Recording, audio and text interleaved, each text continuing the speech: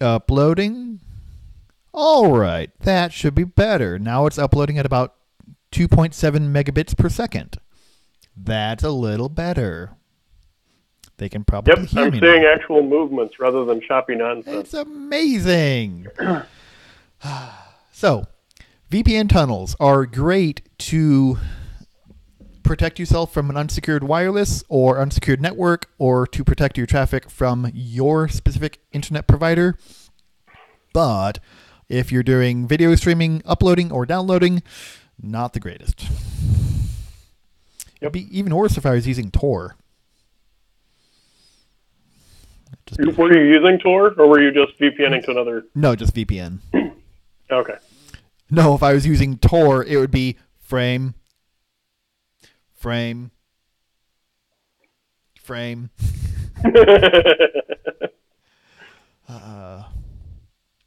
But then the CIA would get to see what I'm doing, so that would be a plus for them, I guess. Hey, we'd have more viewers. Yeah. Just dropping a few keywords that they're monitoring, and yeah. Yeah, absolutely. You go away.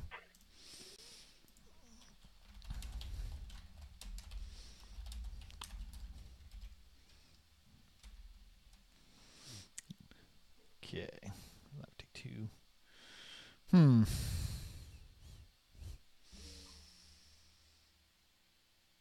What's up?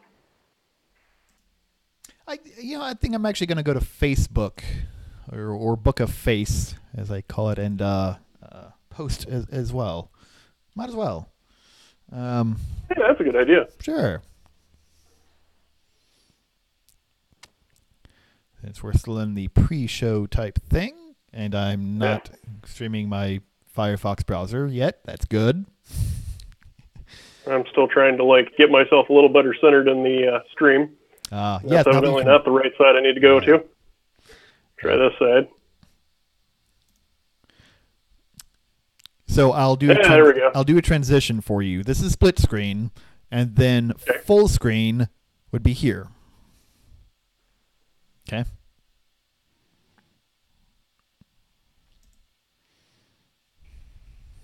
So I need to lean a little to the right when we're in double screen, and then go back to upright when we're full screening. Or Technically. I know what I meant.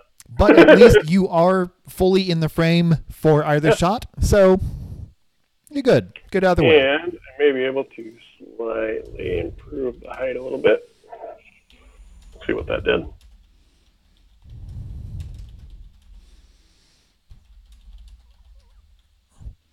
Yeah, it looks a little better.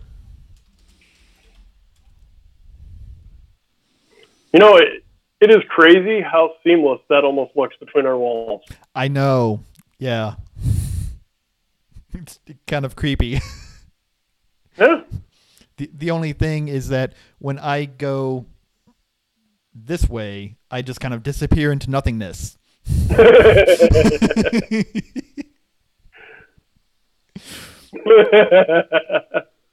So I'm just gonna do it all over here. Let's see, would it be this way?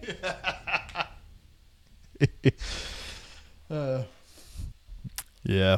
And my arm just comes out of nowhere and disappears into somewhere else. Now, if we got really creative, we could do an arm here and then a continuation on your end. Yeah. Okay. Anyways, ready to actually get started? Yeah, absolutely. Awesome. Okay. Let me close that because I don't want people dinging me or whatever. Okay. So, welcome to the first Bits and Bytes stream of 2019. We new location for myself, still kind of getting situated, but I think it'll work out well enough. And I do have a better internet connection here, and you said you had all of your internet problems resolved. Yes. Yeah, for the past couple of weeks I was dealing with, I have a 100 by 10 connection, and there was plenty of time where I was getting 0.67 down. So that was painful. Do you know what ended up being the problem for that? Well, For one, there was a node issue. What exactly that issue was, I wasn't privy to. But basically, they came out, doing the whole, it's probably your internet connection. They come out, look at my network connections, and go completely, like, there's got to be something amiss here. Because I have a firewall, I have a router, I have a switch, I have an access point, and then I have my own modem. So there's a lot of different pieces on my side. But I've also done the troubleshooting to make sure that it isn't that. And the thing was, it was intermittent, which are the worst problems to try and troubleshoot. Yeah. So he ended up tracing it all the way back out, had a garbage signal even at my box, traced it up the tower, or up the pole, and at the pole, it was still a garbage signal, which meant it was the upstream node that was causing the problem. Okay. So they had one of the big trucks come out sometime last week. Yeah. No, the week before. And fix the node issue. Well, then I still had terrible service. And I called them. They sent a tech back out, and come to find out, there was water in my line. So how the water got there is a mystery, but once they ran a new drop from the pole down to my box, then everything's back kosher again. But okay. Yeah, the internet pipes are not really designed to be plumbing pipes. Not quite the same technology. And if you try to use them for that, you're going to have a bad time. Yep. So, well, it's good to hear that you got everything resolved. Yep. Until the next problem. Yeah, absolutely. Well, I will say this. I have Spectrum, and I've not had a lot of issues with them. I've lived at this location for about going on 3.5 years, and I've had the same service. Speeds actually have went up. I used to have the 60 meg package. Now I have the 100 meg package. They just kind of did that as a free upgrade because I guess that's their base package now. That's nice. And that was after Time Warner was purchased by Comcast or whoever and became Spectrum. Yeah, all of those companies kind of created a conglomerate. Yeah. Yeah. And I think I've only had issues maybe a handful of times. There are times where I'll be up, early morning hours working on something development related or whatnot, and I'll notice that my internet doesn't seem to be working, and I'll look over at my modem and notice that lights are flashing because they're doing, firmware updates. But it's between like maintenance hours of like 1 to 5 anyway, so I don't really give a shit. There's plenty of offline things I can do development related without actually having an online connection. Okay, so you get that as well. Yeah. Okay, because I have Wowway or Wow whatever down here in Columbus, and they do the same thing. Their service hours are between, I believe, midnight and 5 or 5 or something. Yeah, that's usually how they work. And having worked at a WISP, that's usually when they have maintenance windows, and that's to perform somewhat interruptive tasks. Not something that's going to take down, 24-hour type customers or like business class sometimes. Sometimes if they're like considered normal hours, but some of them have, higher SLAs. Most of your residential customers don't. Right. So we literally don't have an SLA. Yeah. They will return service when they can. Yeah. Which an SLA, by the way, is a service level agreement that states that I'm providing this service to you as a customer, and I'm guaranteeing that it works N% of the time, be it 100% of the time, or 99% of the time, or 99.999. Yeah, or the 4 9s, 5 9s. If you hear those phrases, they're talking about service uptimes. Yeah. So basically, if you have that generally for business customers only, and you don't have service more than that, or if your service goes out more than that, they will refund X amount of your monthly bill. So that, or if you happen to be in like a contract, you can consider it breach of contract and use that to get out of contract if necessary too. Correct. Yep. But yeah, residential customers, it probably works most of the time, hopefully. Yeah. Oh well, it's cheap, so we can't complain too much. Yep. Yeah. So with all of your internet problems, at least you I'm knocking shit over here. At least you had the foresight not to be running Mongo on any of your systems there at the house. Because that would just kind of compound your issues. Like, oh, you have internet again. Oh, great. People can now get in again. Yep. Kind of like how they can get into unprotected Mongo databases. Yeah, it's kind of amazing how that happens when you don't have a password on shit and people can log into it and see it without a password.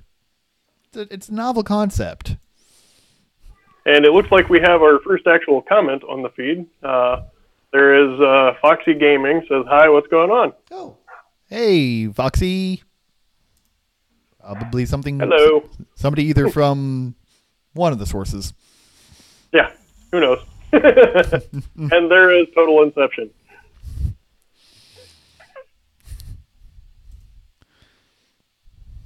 Yep. Yeah, I should probably move that to a different tab. Let me see if I can do that real quick. New tab.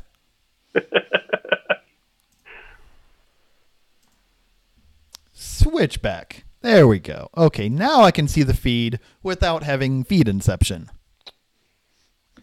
Yeah, we got to glance over at my little feed off to the side, and I noticed that I'm seeing the same thing in the screen. Yep. So I haven't really had the time to actually go through these articles. We just decided we were going to kind of do this, I think yesterday or so, because we haven't had time to do one in a long time. And I've still been collecting articles, like we've been doing this weekly. So I have over 300 articles, and I just kind of skimmed through some of the ones from this year and a couple of them from last month. That seemed really good. And here was one from another MongoDB database that was unprotected, as they often are, and I found another one from back in December too. So this is still a pretty common problem for misconfigured databases. But it basically exposed over 200 million resumes. It was a China site. Let's see, the size of the cache weighed about 854 gigabytes. All in all, there were 202,730,434 records total. And they were basically like full CVs, includes all the information, full name, date of birth, phone number, email address, civil status, professional experience, job expectations. But yeah, another, I guess, was across 4 databases. So again, if you're going to have Mongo databases or MySQL databases or any kind of database system, make sure you have that secured. Usually that's going to be on a separate server or something behind your application, not just openly exposed so it can be queried.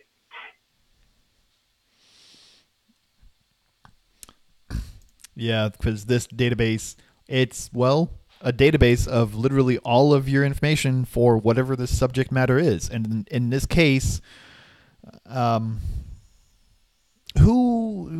was the company who did it? Did they say? Let me see. So the version was 4.04. I see that. Job seekers in China. So I don't think they specify. Okay. Probably for the best. Probably. Yeah. Because it's probably either not fixed yet or something. Well, they said the unidentified owner takes the database offline around the 27th. Yes. No, 28th. Yeah. But it was unclear for how long it had been exposed. Probably since it was set up. Most likely. Yep. That's usually how it works.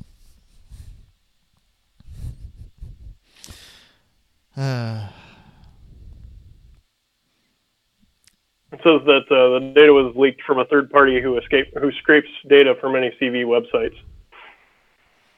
Like Shodan? No, CV websites. So like LinkedIn. There used to be a re.view. Oh, okay. Anytime you have like a profile-like site that tells basically your working history, that kind of stuff.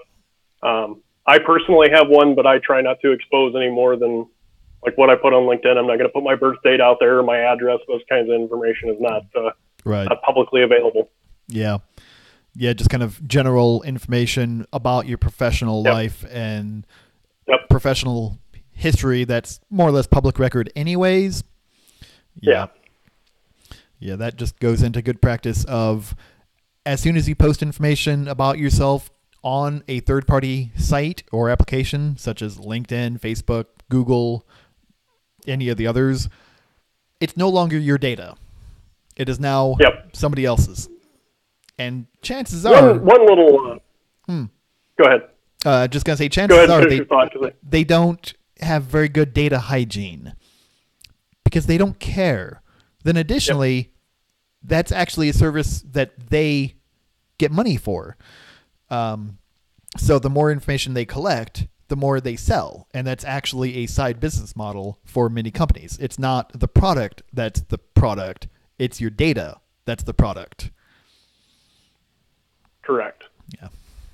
Does the stream still seem choppy to you? A little. It's wavering down to 500 kilobits up to 2 megabits. So it's not very consistent.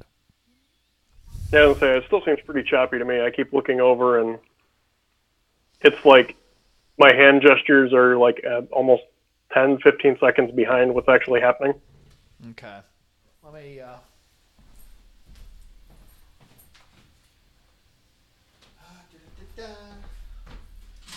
Which cable is longer?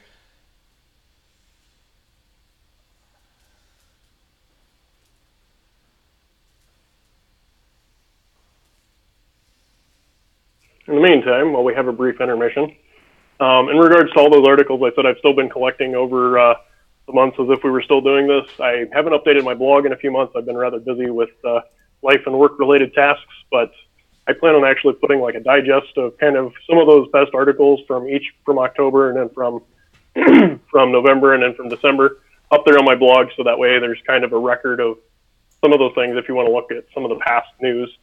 Not necessarily relevant to that much extent now, but for some other decent things that are worth talking about, or at least worth reviewing if you happen to be in the security field or just enjoy reading about the kind of threats and stuff that are out there right now.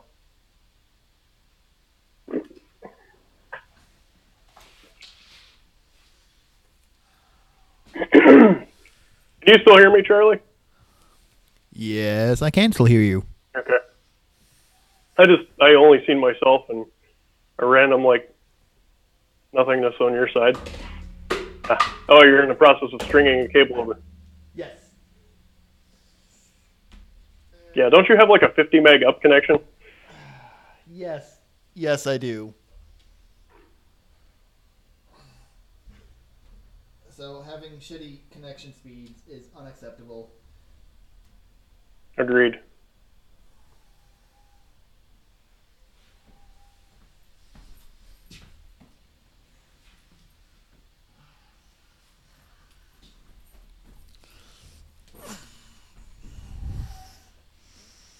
Once you get everything up and running with a cabled connection and we get it a little more smoothly, I want to discuss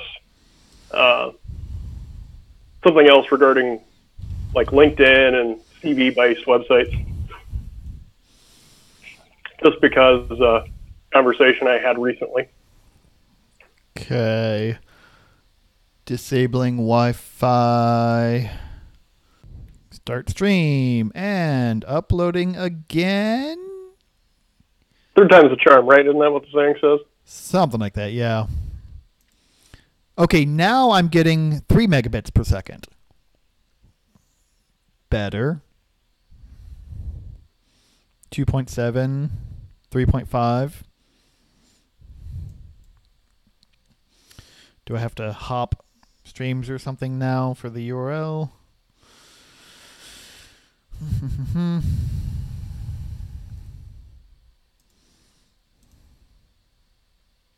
I believe my iPad is all sorts of confused as to what's going on right now.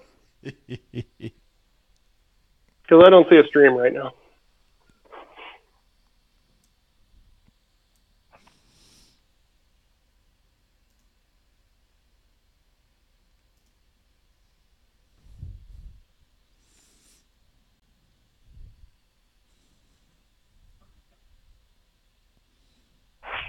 Nope, it is uploading. Oh, and it actually... Sweet. Okay, so if I stop a stream on one end and resume it immediately thereafter, the chat actually, like, the stream remains the same stream. Good. Yeah, that's why my iPad was confused, because I'm actually doing different hand gestures and messing with my goatee, and I can actually see it happening now. So fantastic. Yeah. As regards to Zach Key's question, Did you just say 50 megs up is a good connection? His connection's 500 by 50. It's still better than my 10 meg up connection, which is why he does the streaming and we just have a video call. Yeah. And in the States, 50 meg upload. Yeah, that's good.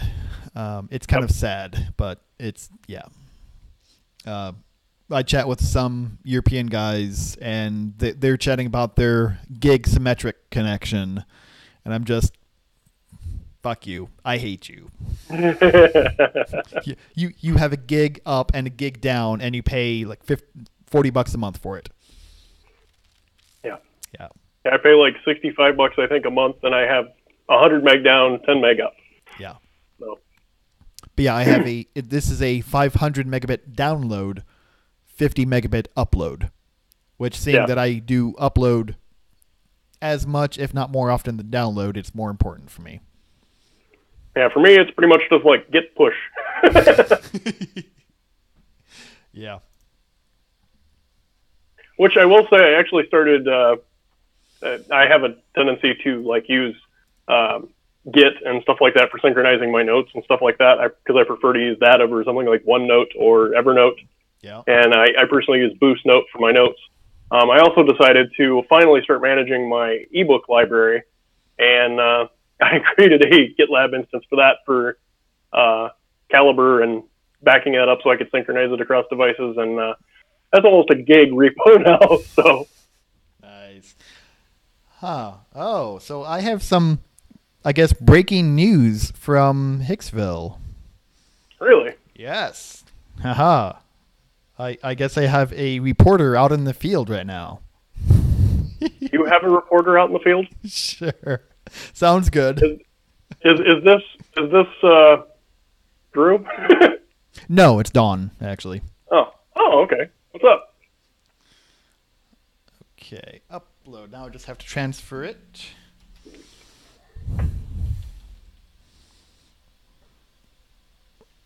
Okay, what the fuck, laptop? What the actual fuck?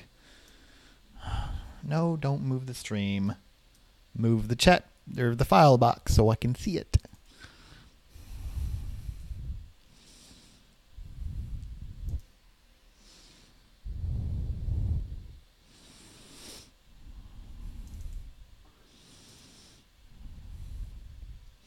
Well, where'd you put it? Pictures or downloads? Neither, I guess.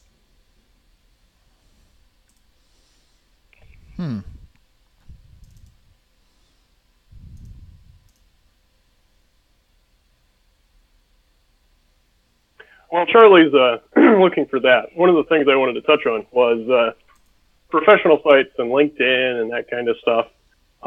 The idea behind LinkedIn is obviously to build your professional experience. It's kind of like a resume to where you can put your professional experience, places you worked, the kinds of things you did there, all the kinds of things you're going to get asked in an interview or in like a job application. Kind of help recruiters or people that once you've actually applied for a job who are researching you, find out relevant information to see if you're a good fit and good candidate for the position. It's also good for other like consultants and stuff like that, being able to share which expertise, which areas of expertise you have. But if you look at mine or even like my generalized profile that I have out there, the information that I'm talking about is largely generic. Like I talk about the different type of switches and stuff that I've worked with, but I don't really relate to those to a specific job. And the reason I do that is because if someone's researching that particular company, for example, say for a pen test or for malicious purposes of actually compromising the company, they're going to use places like that for open source intelligence to try and gather information about what is actually at that place, so they know, especially if people like state like versions of what a particular version of software or something is. And recently I had a professional conversation with a potential client regarding the state of their security and everything. And I just got on LinkedIn and I found a couple of their system admins profiles and stuff like that. And the stream just stopped. At least it did on my end. Okay, that's back, evidently. All right, whatever. What are you doing over there, Charlie? trying to send it, but since I disconnected Wi-Fi, my phone can't auto-transfer a picture over Wi-Fi anymore. Ah. Yeah. You have separate VLANs for your wired and wireless? No, so they should be able to talk. And yeah. I totally expected it to be able to, but nope. Fine. All right, then.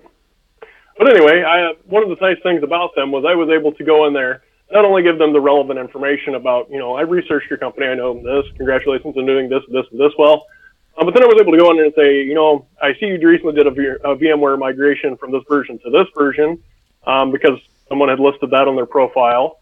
They'd also listed what type of firewalls they have, what type of networking equipment they have, all that kind of information. I see, you're running Cisco ICE. Do you have full .1x implementation in place or what all? And lots of relevant information I was able to provide to them about their environment before they even had a chance to tell me. And I did nothing more than go onto LinkedIn and their company website. For example, I was also able to tell them that they were on an old version of Exchange and ask them if part of migration was part of that path. I was able to tell them which version of Office they were using, which things other pieces of software they were using internally for system administration tasks and whatnot, simply for the fact that I went on their website and was looking in and found their, remote user assistance guide that showed how to get into Citrix and all their apps. And they had a screenshot and all that kind of information was on there too. And while that's very helpful to employees and staff and other, and so on and so forth, it's also very helpful to people who are either looking to do a pen test or potentially compromise the organization. So hopefully that was kind of an eye-opener to them, even aside from the conversation itself. So if you do put that kind of stuff out there, obviously you're trying to better your career, better yourself from an exposure standpoint for recruiters or whatnot to find you so you can get the best job possible. But also consider the employers that you're releasing the information about so that you're protecting them while you're also trying to provide good information about yourself. Yeah. So, okay, got the breaking news thing. I have to log back in. Finished. So evidently in Hicksville, right recently, there was a high-speed pursuit right uptown. The high speed for that place could be like 30 miles an hour, so who knows, but I guess the cops slammed into the car at the stoplight to disable the vehicle. It's gonna be a costly repair bill for the village. And well, not only that, I mean, can we just talk about the fact that this is Northwest Ohio and it just snowed here and people can't drive to begin with? You're going to engage in a high-speed chase and then the cops are going to ram somebody uptown? I mean, maybe chase them out of town and then run them off the road. That way they go in a ditch and don't potentially drive through a storefront. But that would take more effort. I mean, I agree. They need to stop it before somebody gets hurt, especially if they're driving like a maniac in Northwest Ohio weather in January. But yeah. I don't know that ramming them at a stoplight uptown is the best choice either.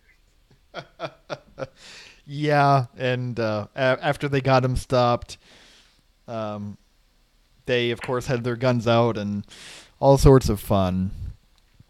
But also, seeing that it's Hicksville, the entirety of the police force was on site to do the arrest, which consisted of 2 officers. So, See, and that kind of goes down to one of those things I was just talking about. The fact that there's 2 officers on staff is not something we should probably be talking about. But then again, it is a small town, so that's probably expected based off of population and everything else you could probably figure out with other free information. Right. But, yeah. Yeah, and I don't have any... She didn't post any details as to what any of the background for it, but chances are the kid stole the last snacky food down at the Shell station and the cops got pissed off and chased him down or something. Damn it, you stole the last bonbon. That was mine, fucker. Yeah. Yeah. So anyway, now that we are not as laggy and I've had my little rant, you want to get back to articles, or do you want to go ahead and start talking about that other thing you wanted to discuss? let's see. What you mean? The other thing that related to law enforcement? Yes. Yeah. So speaking of law enforcement, and in this case, it would be particularly the legislative branch making kind of silly laws. I guess Australia felt that, or Australian politicians decided that they need to be able to see everything that passes over the internet in clear text. So if you send a chat to someone, or if you send a nudie pic, or information about your dinner reservation, the intelligence services in Australia deem that they need to be able to see that. And they've done that. On an unrelated note, do I sound any better? I just now realized it's not been using my Motorola Buds, but rather my laptop's microphone. I don't know. Maybe. Hopefully. Yeah, hopefully it's a little bit clearer. Yeah. Yeah, so Australia, they passed their anti-encryption bill, that people are calling it, which is a 3-part thing, part of the Telecommunications Assistance and Access Bill of 2018. And it consists of 3 parts: your TAR, your TAN, and your TCN, or your Technical Assistance Request, which is government officials and law enforcement can go to a large or small company, just company in general, who offers encrypted services, be it logging into your bank encryption so that nobody steals your password and steals your money, to logging into Bookface so nobody can steal your account and post on your behalf, to transferring emails that are encrypted. Literally anything that is not plain text. They can go to the company that provides that and issue a voluntary assistance request for that company to provide them with access or any other assistance that they need to access that encrypted information. And there's not really a clear-cut reason or the requirements as to why they would need to. I don't believe they need a court warrant. They just literally go to a company that's offering a service and ask, hey, can we get a backdoor to your encrypted data, to your customers' encrypted data? And if you grant it to us, no citizen of Australia can sue you for breach of data. That's also in there too, by the way. So if a company complies and they open up their database in plain text to law enforcement and it ends up leaking to the world, a la Mongo, nobody can sue them. They are immune from any legislation against them. And that's from the TAR. And then the TAN... And now, as far as making those requests, does it say anything about, so say they request that they have access for, say, my data. Say I lived in Australia, they want Michael Miller's data. Yeah.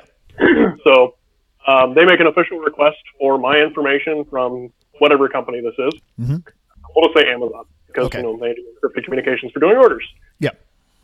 Are they granting them access just to my data, or are they granting them access to all of Amazon's data? Because then that's kind of a widespread, shotgun effect of you're getting in people's information that they're not necessarily needing for whatever investigation they're performing.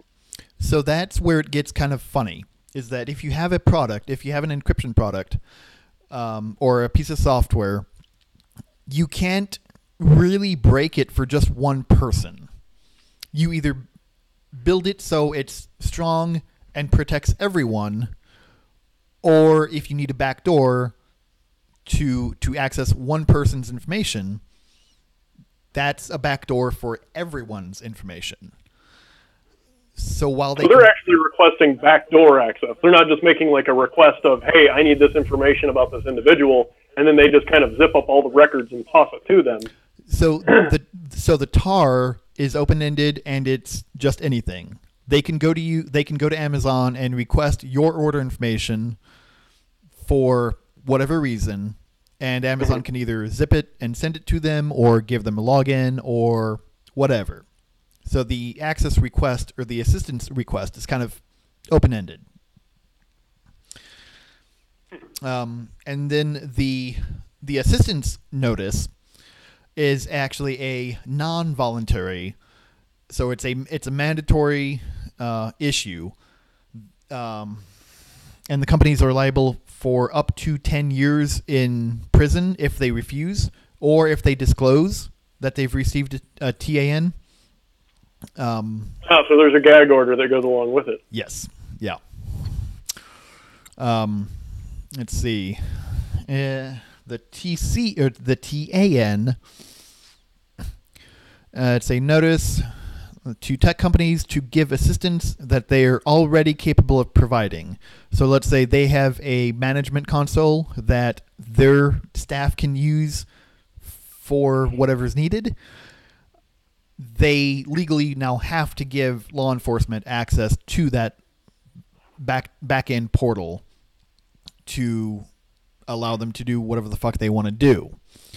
So that's not really good. But then the really sketchy part is the technical capability notice. This one, it's a mandatory issue that they have to comply with that requires companies to build new capabilities into existing software to decrypt communications, specifically for Australian law enforcement. So if they have this really good product, but they get a TCN, they either can go to jail, the company can either go to jail, or they can comply and build a backdoor into their existing software. Wow. Yeah. And so, as a little bit of a follow-up, when we get done discussing this, I just sent you another link I want to discuss. Speaking of backdooring things that you'll probably find hilarious if you didn't know about it already. But we can discuss that after this. But so here's my question. So they're yeah, we'll talk about that in a minute. It's real. It's real. It's honest to God real. Oh. Yeah. Again, we'll discuss that in a minute. I know everybody's like, what the hell are you guys talking about? It's worth the wait because it is actually hilarious and it is legitimate. But if they're going to be putting these back doors in for Australian law enforcement, obviously there's companies that are not in Australia that are service companies or other countries. How are they going to comply with Australian law, but at the same time not betray other privacy laws and like enforcement communities in other countries? So how are they going to not basically backdoor and screw everybody in the U.S. trying to comply with Australia's new law? Well, let's say it's a U.S.-based company. Okay. If they do business in Australia and they do not comply with Australian laws, Australia and the U.S. have extradition treaties that laws in Australia are kind of applicable in the U.S. if the situation's right. And so if that was the case, if they're in the U.S., they do not comply with their mandate, but they resume doing business in Australia, they could potentially be extradited to Australia because they're breaking the law in Australia. Additionally, if they're in the U.S. and they're doing business or they're offering services in Australia, they can cut ties to it. They can stop supporting Australian citizens, and that's or they comply with it and they issue they build a backdoor into their product for the globe, for everyone.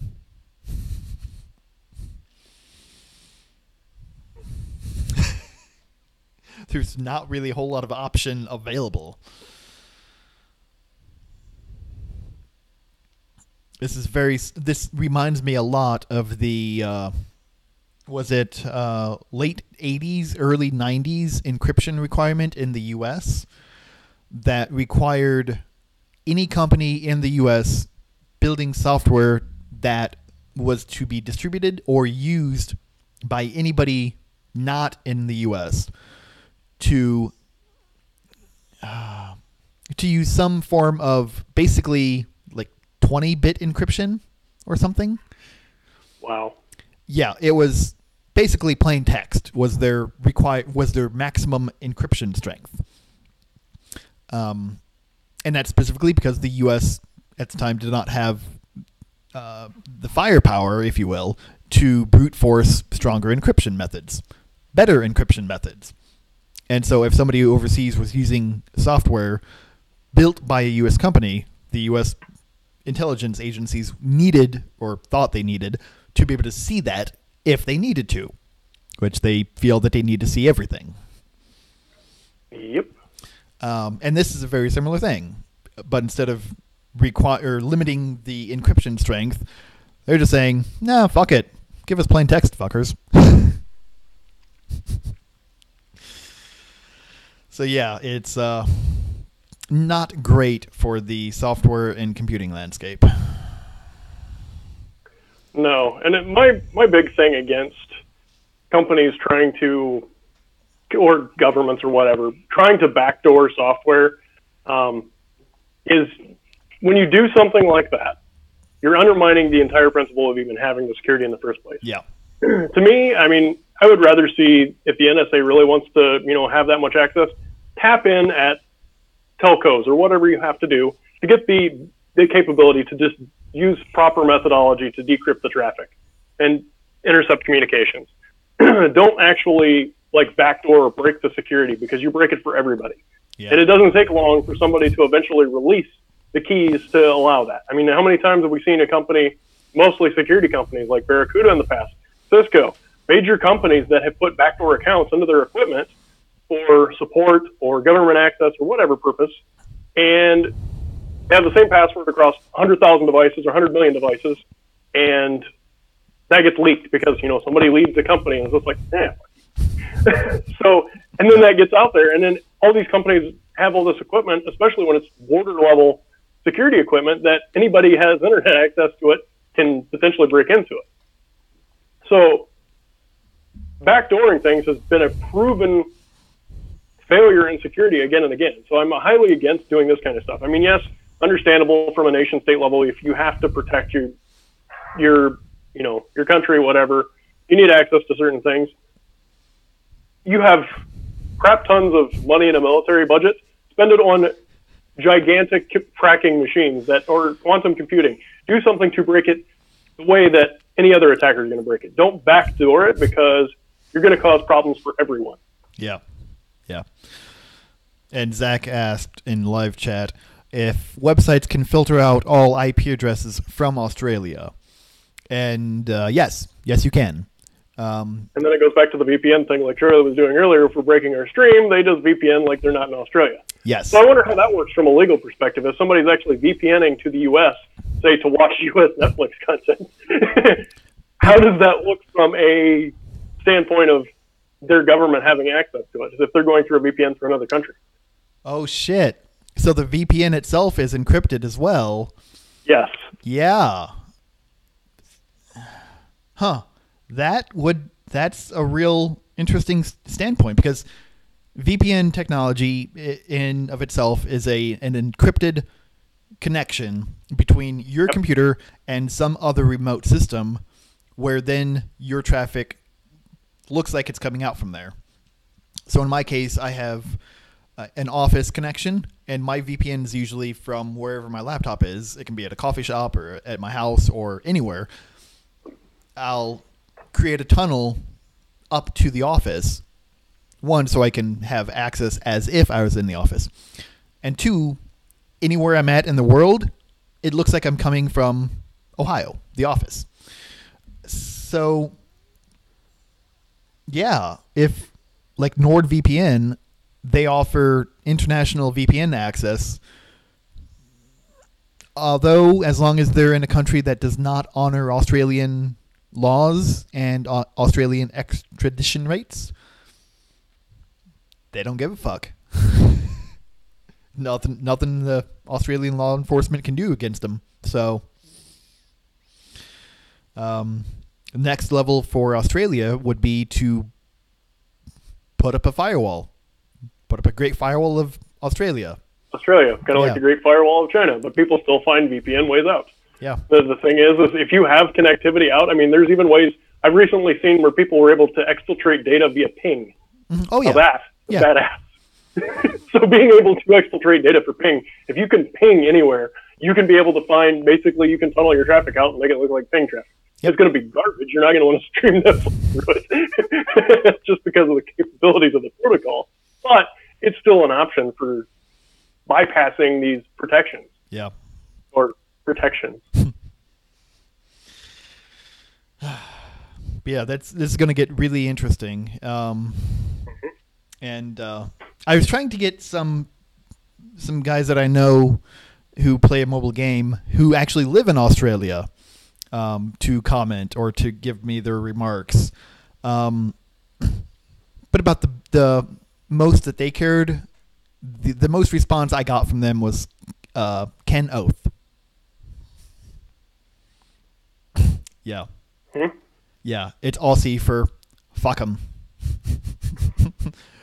We don't care what they do. Fuck 'em. Fair enough. Yeah. So they have about as much faith in their politicians that we have in our politicians. So that's good to know. But it is still sad to see politicians trying to make ridiculous laws like this. Yeah, and ultimately a lot of it boils down to not understanding how this kind of stuff works, because politicians come from an older generation and haven't been exposed as much to technology and whatnot that we have out today. Mm-hmm. Like I remember watching a few hours of the heck's the dude from Facebook's name? Randall? No, like the guy who made it. XKCD? No. Oh. Facebook. Oh. Zuckerberg. Yes. When Mark Zuckerberg was basically testifying about all of the, whatever, Cambridge Analytics or whatever the heck the company was, when he was actually testifying to Congress about that, the questions they were asking him showed their lack of understanding of how technology and the internet and websites even work. And you can't be making those kinds of decisions when you don't understand how those things work. Yeah. That's just, you need someone that has that level of expertise to be able to advise, okay, well, this is probably the best way to handle this. Otherwise, we're going to create bigger problems. Mm-hmm. It'd be like having someone trying to implement gun control laws, which I don't even want to get into this because I'm sure there's going to be a giant war of anybody that's either following or whatever. Pro or con, yeah. Yeah, basically somebody that's trying to implement gun control laws that has no idea how a gun even works. That it fires a projectile. Yeah. Just guns are bad. I mean, that's all they know. You need to have an understanding of, okay, well, what's the difference between like a handgun, a shotgun, a fully semi-automatic weapon, a missile launcher? These kinds of things are all relevant if you're trying to actually put restrictions in place. Same thing with web protocol, email, encryption. All that kind of stuff is relevant to understand that, at least at a basic level, before you can try and implement laws that affect it. Mm-hmm.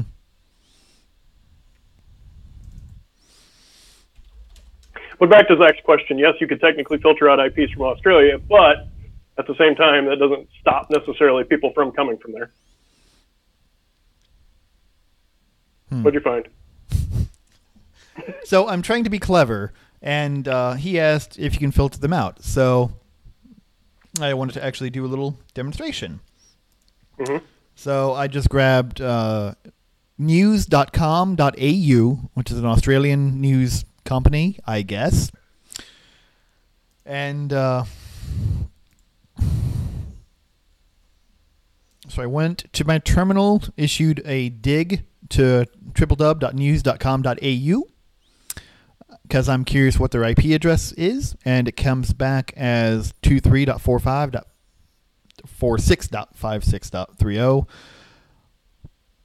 And that whois resolves to Cambridge, Massachusetts. Oh, that's because you're using Akamai. It's because they're using it, yeah. Yeah, well, it's a local CDN for you. I'm being called away, so I'm going to have to step away for a second. But yes, you can, just by doing a simple whois on the IP address, it will give you the registrar, the range of it, the network name, their handle that they have registered, what their organization is, when it was created, all sorts of fun information. But this does just show the endpoint IP. So if they're running through a VPN, it's going to show the VPN endpoint's IP address, not their actual IP address. That information is available, but takes a little more trickery to find. Okay, I'm back. Welcome back. And hang on a second.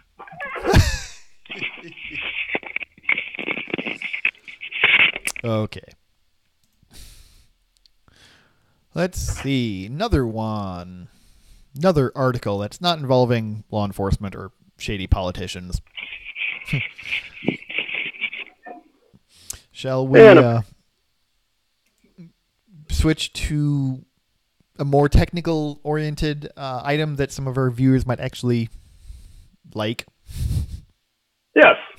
Yeah, let's do that. We need to probably try and finish up in like the next half hour anyway. Yeah, and actually ran over. And get back on course. Yeah. Back on track. So one of the things that I just briefly wanted to talk about, because I think it's finally nice that it's finally happened.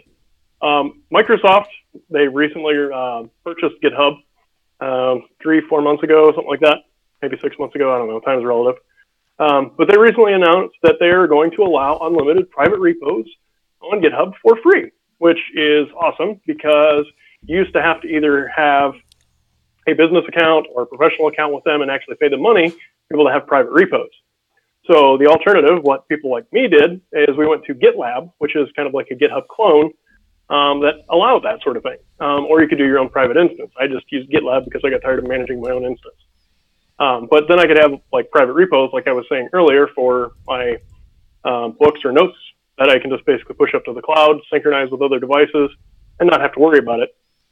But now GitHub is now offering this, which is fantastic because I think it's actually going to pull some people back to GitHub. Because right now I really only use it for forking other repos. But Charlie had some things he wanted to discuss regarding that. So I'm curious to hear his take on this.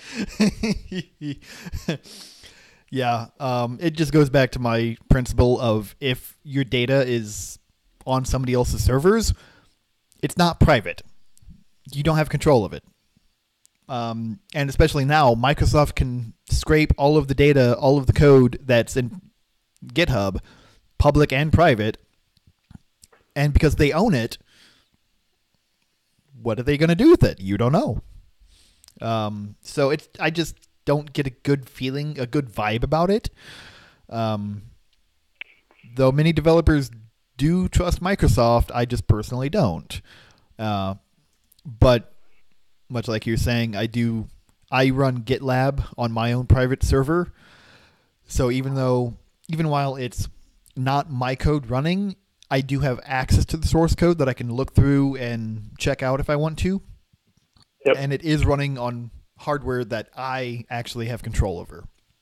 And so, barring somebody breaking in and stealing it, the person who owns it isn't going to scrape the data and sell it from under me, which you don't have a guarantee of if you're using a third party like that.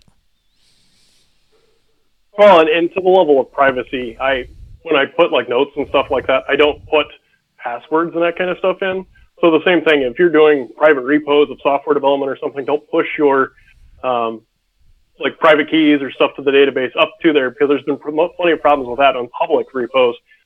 Same thing when it comes to private repos. Don't trust that kind of information, regardless of where it is. Yeah, you're still pushing it out to some other system And just because you send it to a private repository doesn't mean somebody can clone it and then upload it to a public repository. Because that's how Git works. It's a distributed, non-centralized platform that you can have as many, basically, locations of the code that you want. So, yeah, no private keys, no credit cards, no passwords. Don't do that shit. Nope. Yeah, definitely don't, push database passwords or any of that kind of stuff either. But yeah, it is nice that Microsoft is providing free repos for developers and students. Yeah, it's nice of them, though I still don't use it. Well, a lot of times I think it's kind of nice for people that are like learning a new language to be able to, write crappy code, have a place where they can back it up so that way they can kind of refine it and whatnot. And in case their system dies, they don't lose everything. And not have it, out there for somebody else to potentially use when they know it's crappy code. True. They can make it private. Obviously, it doesn't matter if you're combing my library for me learning how to use Ruby. I don't care. It's garbage code. I know it's garbage. Yeah. If you sell it, more power to you.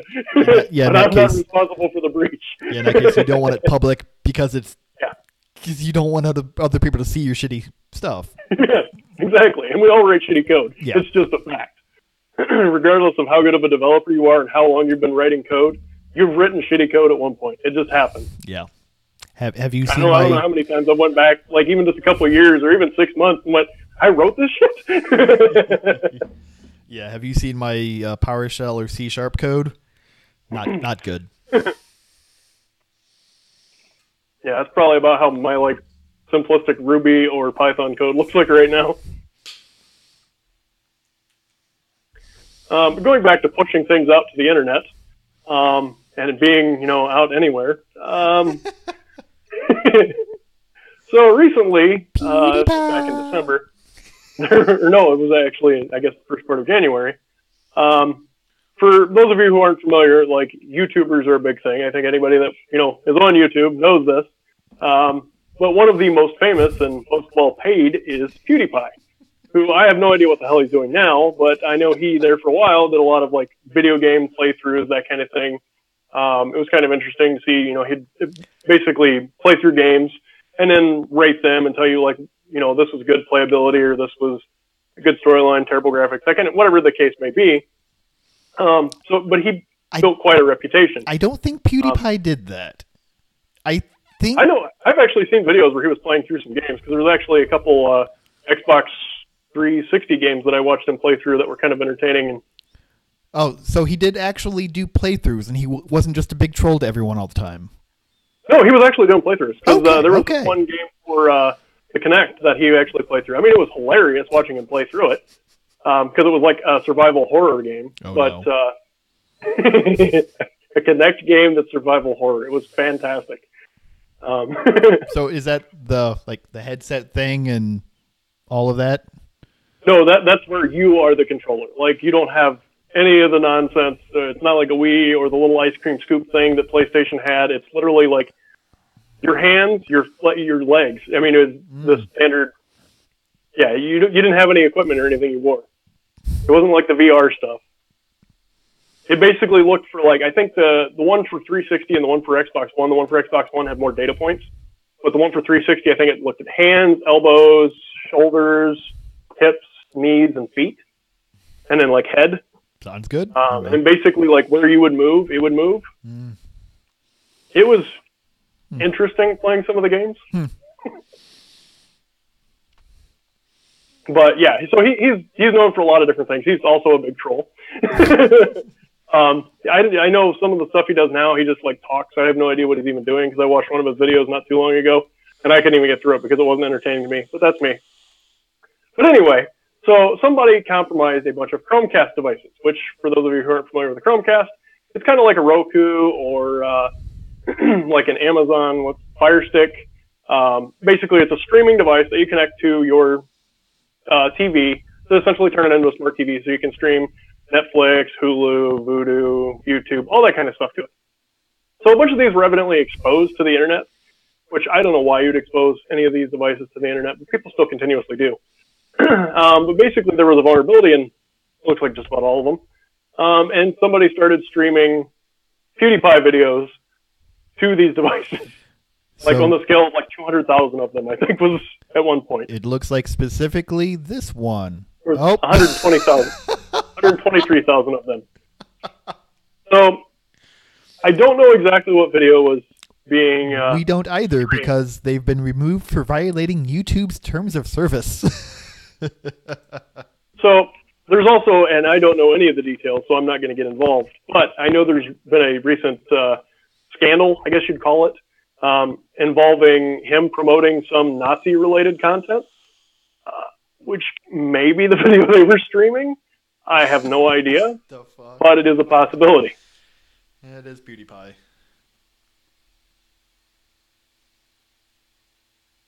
But yeah, so okay. So it looks like these were all uPNP was enabled on these devices, or on the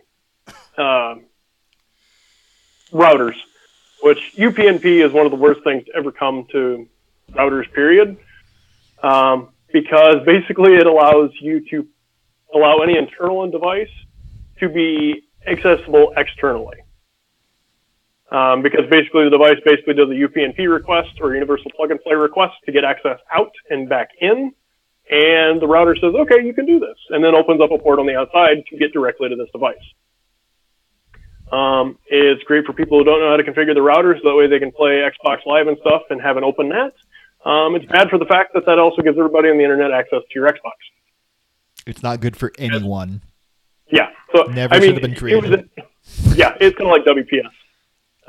Another feature of routers that should have never been created. Yeah. But the idea was to simplify that kind of thing, but the problem with simplifying anything security related is it creates holes.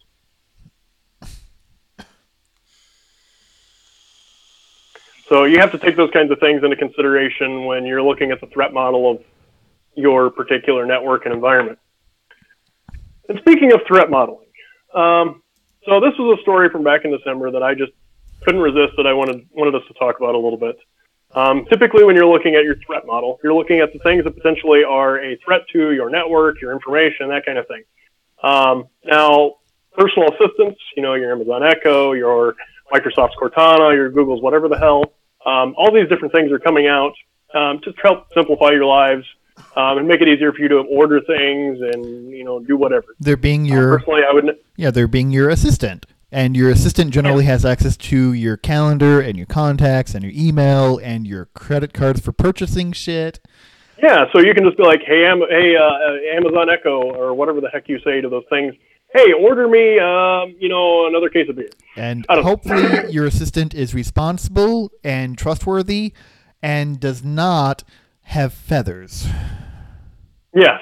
So, speaking of your threat model, if you happen to have something like this set up, there's an old XKCD comic, which, Charlie, I don't know if you can find it real quick. The XKCD comic about Amazon Echoes. It's the creamed corn one, if you want to look at that while I'm talking about that. But typically, there's the concern of those devices eavesdropping or whatnot.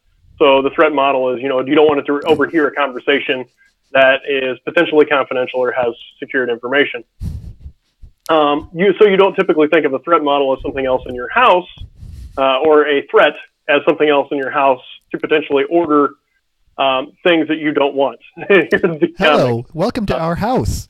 Thanks for inviting us. Alexa, ordered 2 tons of creamed corn. Alexa, confirm purchase. So this is basically the principle of making sure that any new house you enter is not recording the conversations or listening in.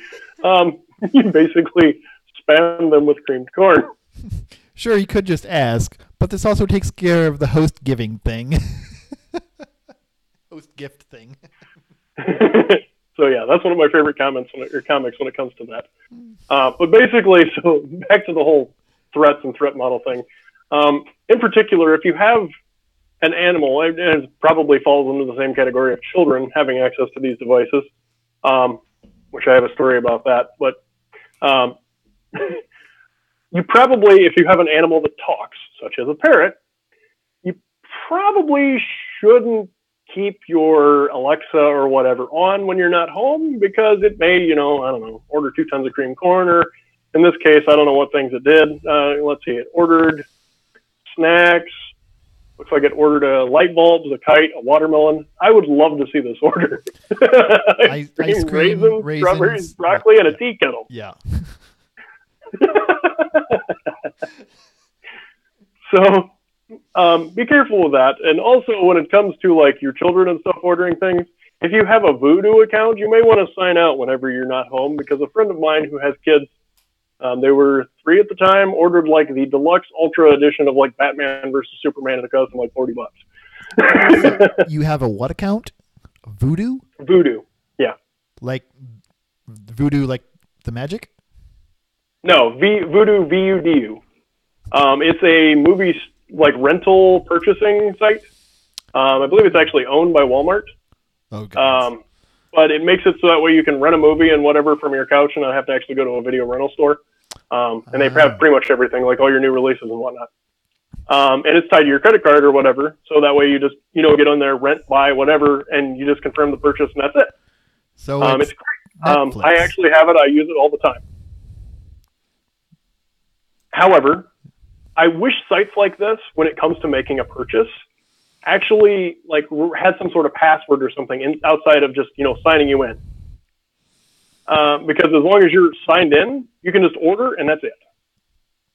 Which if you're on a TV, like family has access to the TV, if they don't know what they're doing, or in the case of children, they're just like, I want to watch Batman.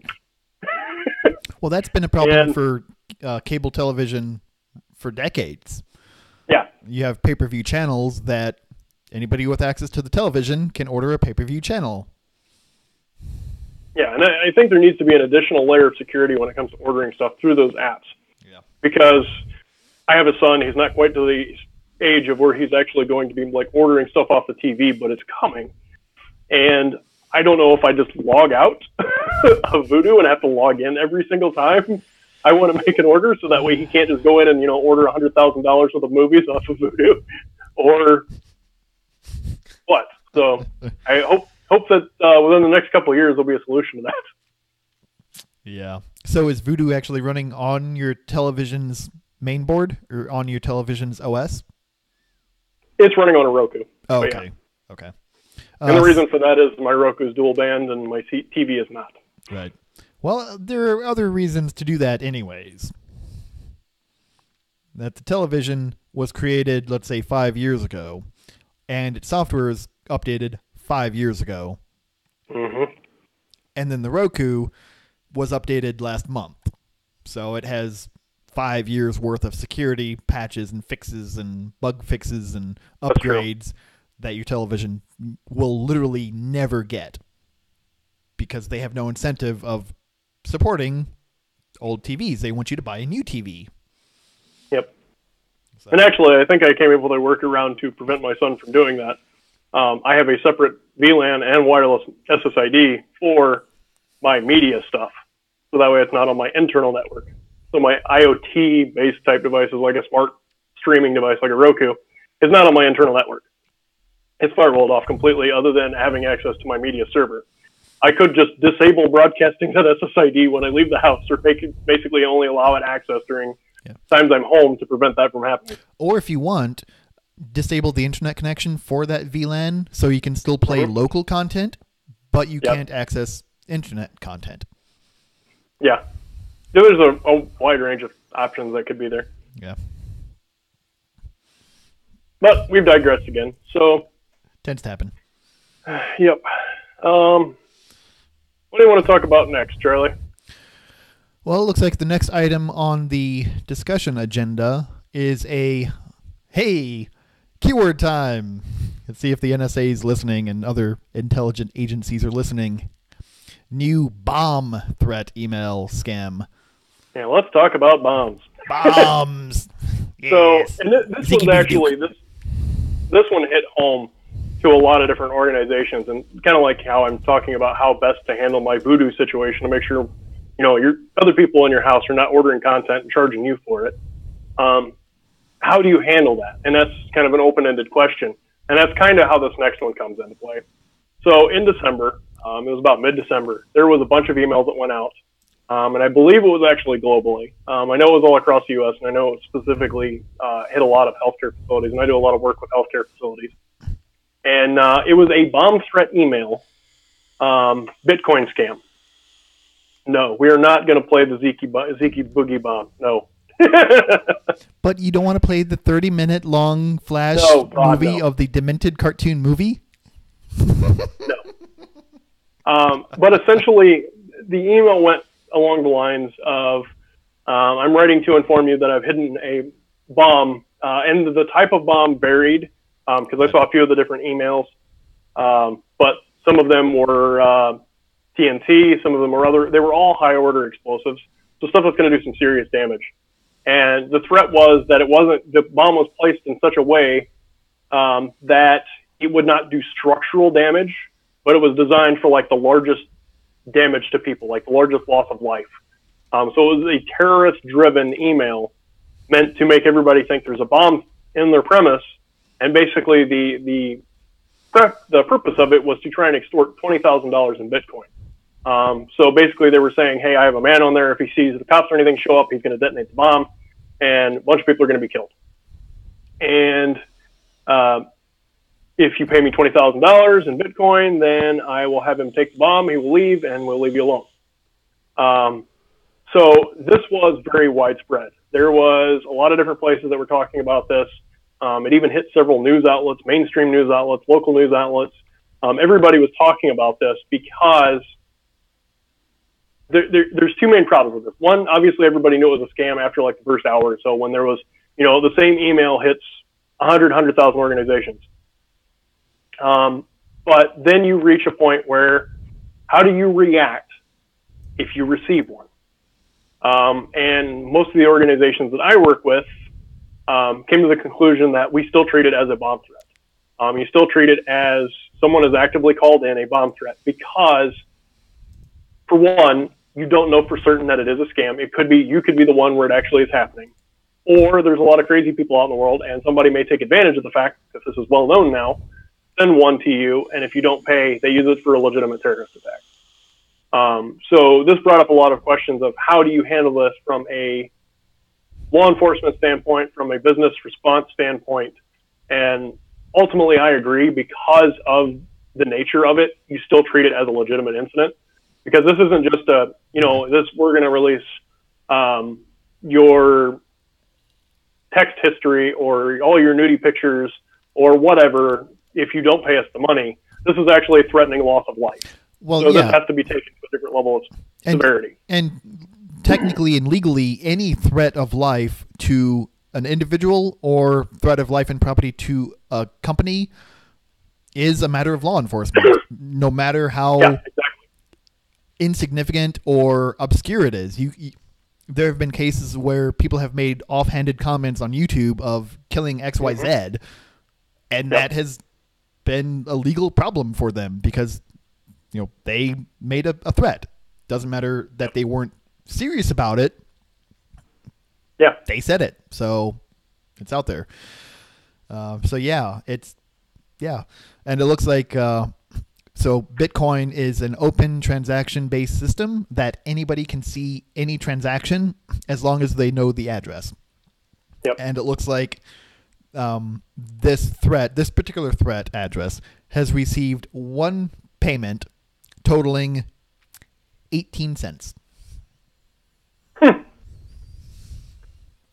Now, I know the FBI and some other law enforcement agencies were involved in this, and I can't go into really the details that I've seen regarding that because of confidentiality statements, but I know that kind of the widespread stance was this is a known scam. It is a scam.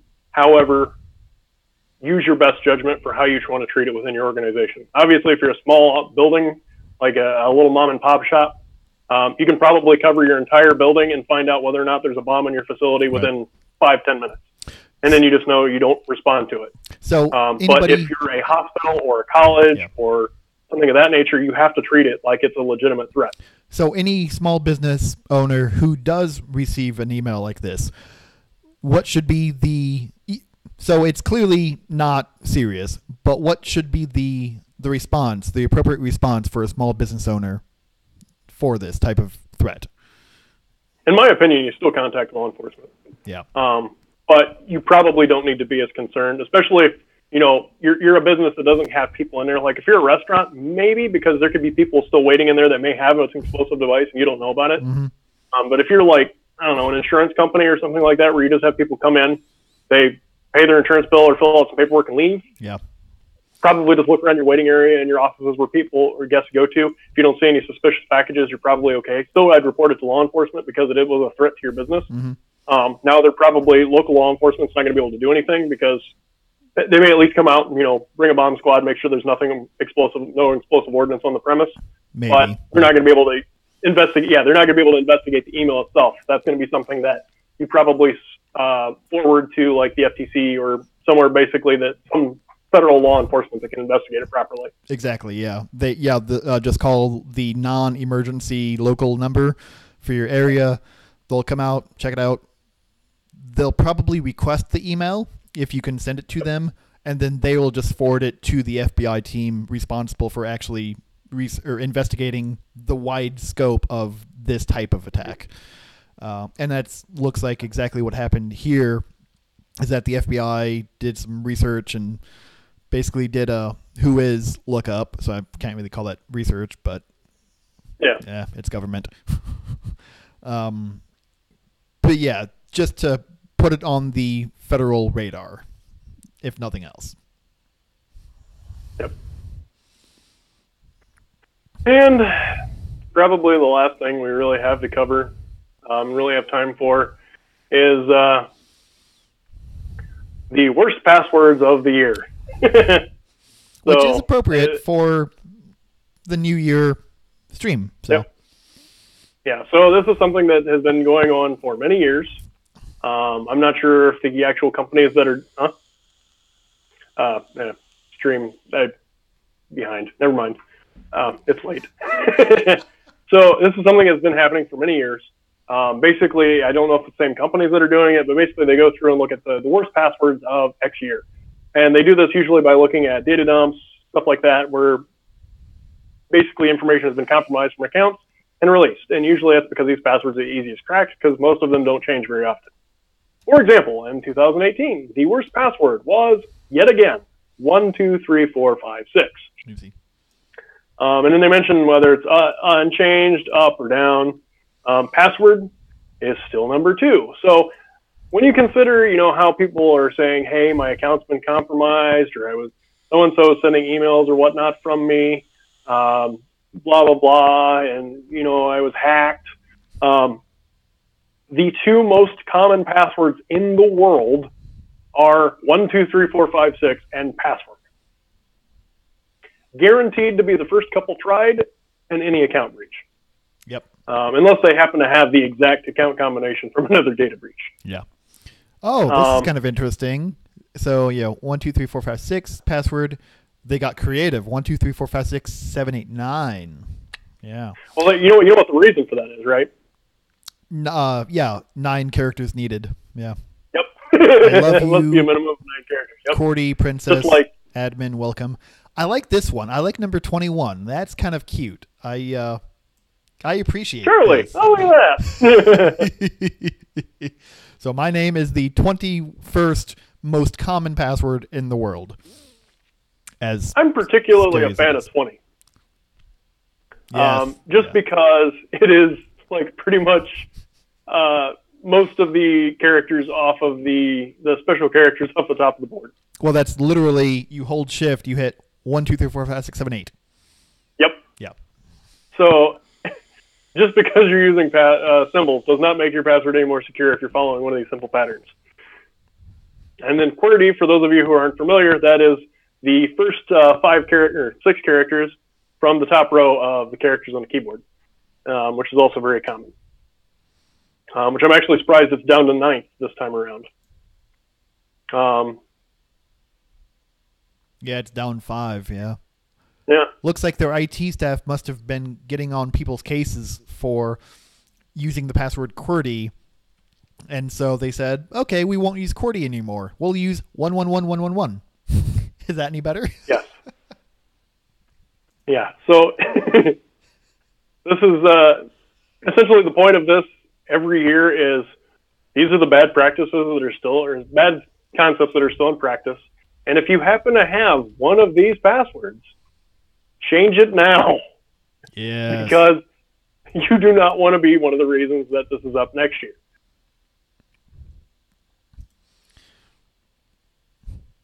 Oh, and before we actually completely sign off, that other link I sent you that we were laughing about. Well, while we're still on this tangent about passwords, okay. There is absolutely, in 2019, there's absolutely no reason to know your password. Correct. There are dozens of password managers, be it online or hosted or offline, whatever, and most of them are free. Like, you don't have to spend money for them. Use a password manager. It literally doesn't matter which one. Any of them, any password manager will be better than I love you. Just stop it. Zach Keys actually asked I use the password on websites I don't intend to ever use again. Is that a risk? It really depends on what exactly you're tying to that particular account on that website. I would still recommend not doing that. Come up with something else. I don't know if it's coffee mug 123 or whatever. I say that because I'm looking at a coffee mug on my desk. This is something random that's popping in my head, but it's something that doesn't really matter either. I don't need a password manager or something for that. The reason I say that is because if you do tie any personal information to that account, if they require, like, say, your address for signing up, that can now be compromised if they compromise that account. So still don't use, if you're actually putting any personal or private information in.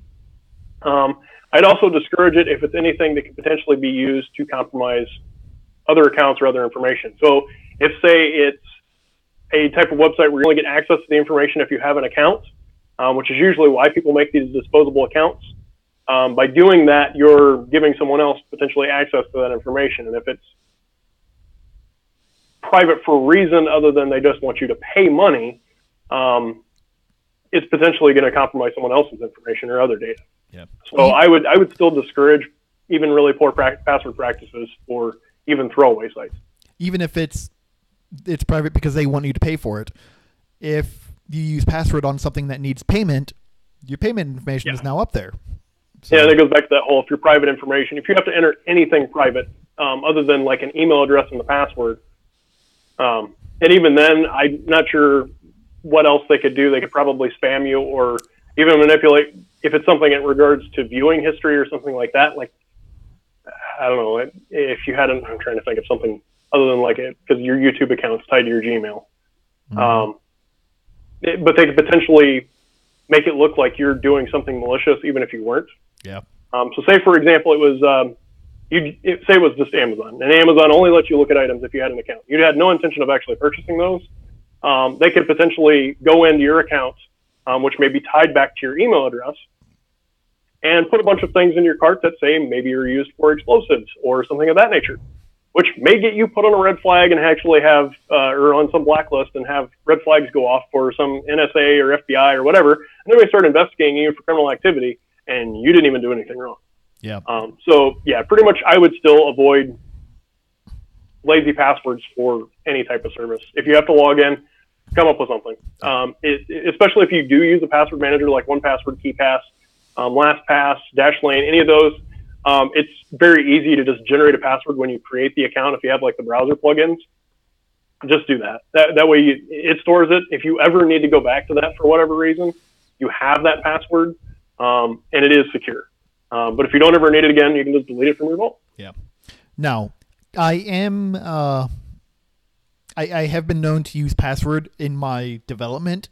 So if I have a site or an application that I'm building that's running on my computer that's available only from my computer, I'll just use garbage, like user and password. Because same thing. Literally nobody can access it. It's never going to go anywhere, and I'm going to probably delete it in 2 months when I finish the project. So... yeah, like my local Kali VMs, whenever I'm doing like pen testing local vulnerable VMs, I still leave it as the root and Tor. Yeah, because you're going to burn the username and password. Yeah, it's spun up just long enough for me to do what I'm going to do with it, and I bring it down.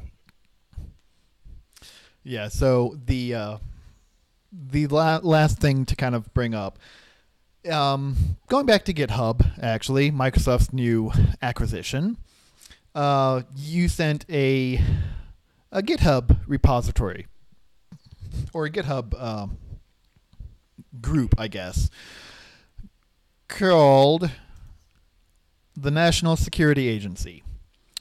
Yep. What the actual fuck? So actually, there's an interesting story behind this. Because I'm pretty active on Twitter. That's usually where I get the information, like specifically this NSA repo. I guess the NSA has some reverse engineering tool that they decided to open source. And since they did that, they just basically published it via GitHub, which is where most open source code is published nowadays.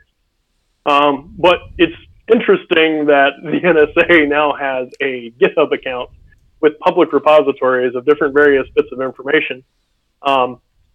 Just because, they're so secretive, they're the NSA. But there's also ongoing jokes about the fact of, I wouldn't rerun the pre-built binaries that they have. I would build my own. Just come through the source code, build your own binary. Don't actually run the runs that are in there because you never know if it may make you part of a botnet or whatnot. Wait, so they're releasing it under the GPL? Oh, wow. Yeah, they like actually open source the information so that way, which I mean, for a lot of people, that's probably pretty nice, but I would definitely comb through the code, just like with any project, comb through the code before you actually run it. Really? Especially if it's something that's potentially dangerous. Like, I hate when they do this. So in Python, you do import from blah, import this module, and you can technically just have a long ass string of modules that you want to import, but that looks like garbage. Don't fucking do that. It's amateur hour. Well, and ultimately, this goes back to the fact that the NSA, regardless of how secretive and super powerful they're considered, they're still made up of people. And it goes back to what we were saying earlier. No matter how good you are of a programmer, you've written garbage code. Maybe this started out as somebody's garbage code project and became something really awesome, but they never went back and fixed things like their include line. Like, this is too bad. We can't ever use this shit. Let's just throw it out. or it's their tools that basically they're like, we wrote this crap. Push it out to GitHub. Let's contribute to the community. That actually could be kind of a PsyOps operation that they can be doing. Like, hey, we're the NSA. Look at our code that we're publishing. You should mimic our code in the style that we're doing because it's full of horrible practices. Other people were saying if you fork the repo, you get put on a watch list. There's all sorts of plenty of jokes that go around about it, but it was just, I just thought it was interesting that of all the places to have a GitHub repo, it was the NSA. Yeah. Although it's kind of following their naming scheme for some of them, like Fractal Rabbit. So you can always tell like what's actually an NSA tool and what's not, because let's scroll up a little. GQIS-KML tools-plugin, fast KML importer. That sounds like a cool tool. I might actually look at it because KMLs kind of are interesting, but that's not an NSA naming scheme. No. An NSA naming scheme would be Lemon Grenade. Yes. Or Fractal Rabbit. It's almost always two words put together that make no sense whatsoever. And I don't know how the fuck they came up with it. I don't know if they have a name generator that just has to be a name generator. Yeah. Now for some other things like how they're naming like outside threats, like Russia's always bear. Well, yeah. I mean, there is a standard for some of those things. But yeah, for their naming of like their tools, like trying to remember some of the ones from back when Snowden released all that like information. There was like a whole bunch of they're different. The way they name their tools and their operations are always like some like D&D character name generator or something like that. Yeah, pretty much. Let's see if I can tool list. Yay! Time to get put on Fuck, I'm already on the list. Let's see if this guy has some. Okay, yeah, Prism's not really a good one, but yeah. Prism was, I mean, that was pretty too simplistic. There was some other really good ones, though. I'm trying to remember. Same thing from the Vault 7. If we look at the Vault 7 tools. Oh, yeah. Here's how to get on. Here's how to get on it, not Vault 76. Yeah. Vault 7 GitHub. That ought to be instant watch list. Stock phone. The CIA hacking tools list is similar. Oh. Like Weeping Angel, Outlaw Country, really? Couch Potato, Cherry Blossom, Brutal Kangaroo.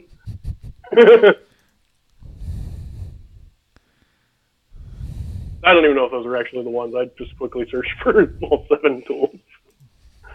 Let's see. Dark Matter, Marble, Grasshopper, Hive. I think you're on the same repo I just was.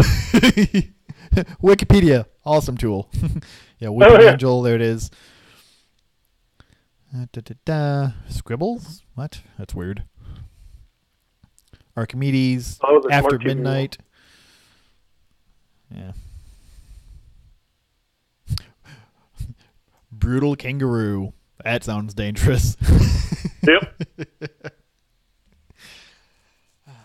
Yeah. And Cinnamon just exploded again. Yay! I'll make sure it doesn't lose my feed. I don't think it did. Fantastic. Yep. I still see All right, your well, it's election. after 11, so we need to finish up. Okay. Well, so yeah.